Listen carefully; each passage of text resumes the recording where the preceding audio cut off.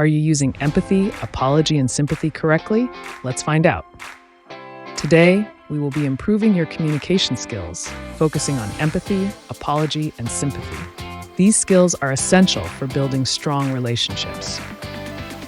Empathy is about understanding and sharing the feelings of others. It's putting yourself in their shoes and connecting on an emotional level.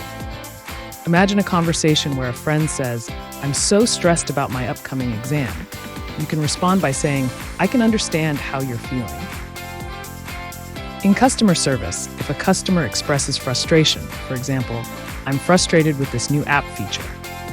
As a customer service agent, you can offer empathy with a line like, "I can completely understand your frustration. Not to worry, I am here to help." Now let's discuss apology. It's about taking responsibility for a mistake. A sincere apology can repair damaged relationships.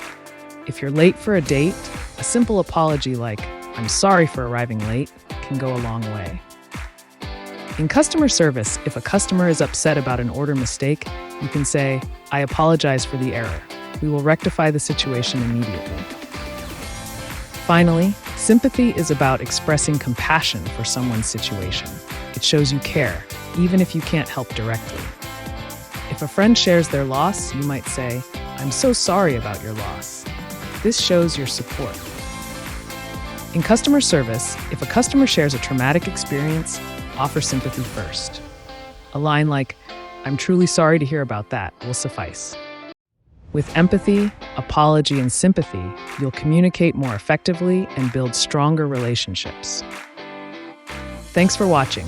If you have questions or experiences to share, leave a comment below. Want to master these skills? Check out our video on the top 5 soft skills you need.